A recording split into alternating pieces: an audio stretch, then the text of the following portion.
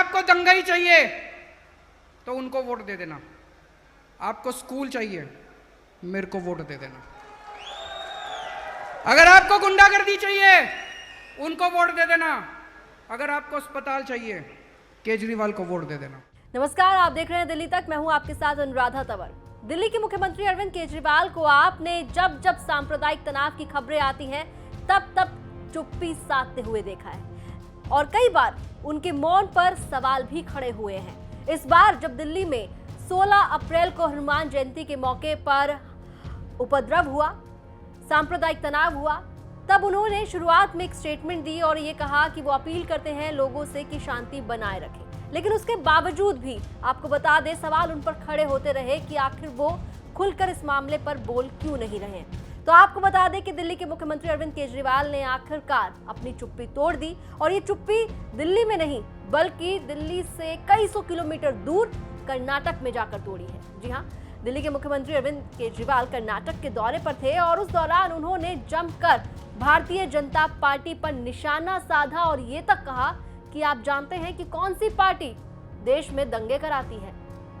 इतना ही नहीं, उन्होंने ये कहा कि अगर आपको देश पे दंगे कराने हैं तो उनको वोट कीजिए और अगर आपको देश में स्कूल बनवाने हैं तो फिर आप हमें वोट कीजिए। क्या कुछ कहा है अरविंद केजरीवाल ने और किस तरह से भारतीय जनता पार्टी का नाम लिए बिना उन पर निशाना साधा है, सुनिए। पूरे देश में दंगे हो रहे हैं। कौन करा रहा है ये दंगे? कौन सी पार्टी दंगे करा रही है? सारे जानते हैं कौन सी पार्टी दंगे करा रही है। हमें दंगे करने नहीं आते। ऐसे इस देश के लोग नहीं चाहते कि दंगे हो। इस देश के लोग शांति चाहते हैं। इस देश के लोग शांति से जीना चाहते हैं। अगर आपको दंगाई चाहिए तो उनको वोट दे देना। आपको स्कूल चाहिए, मेरे को वोट दे देना। अगर आपको गुंडागर्दी चाहिए, उनको वोट दे देना।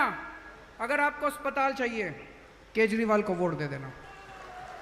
मेरे को दंगाई करनी नहीं आती, मेरे को गुंडाई करनी नहीं आती।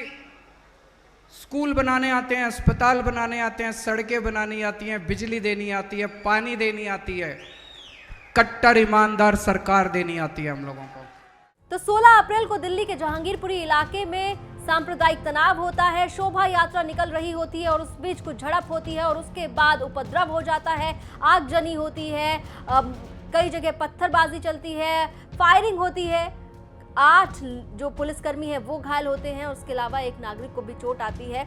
और इन तमाम चीज़ों को लेकर सवाल उठते हैं कि आखिर दिल्ली के मुख्यमंत्री अरविंद केजरीवाल चुप क्यों हैं, खुलकर बोलते क्यों नहीं हैं, क्यों आखिर इस तरह के जब सांप्रदायिक तनाव की खबरें आती हैं, चाहे 2020 का दिल्ली दंगा ले लीजिए या फिर इस बार जिस तरह से जहांगीरपुर इलाके में हिंसा हुई, उसको लेकर खुलकर क्यों बात नहीं करते हैं। तो उन्होंने कर्नाटक में दिल्ली में हुए दंगों को लेकर और सिर्फ दिल्ली के दंगों को लेकर नहीं बल्कि देश भर में जहां जहां सांप्रदायिक तनाव हो रहा है उसके लिए भारतीय जनता पार्टी को बिना नाम लिए जिम्मेदार ठहराया।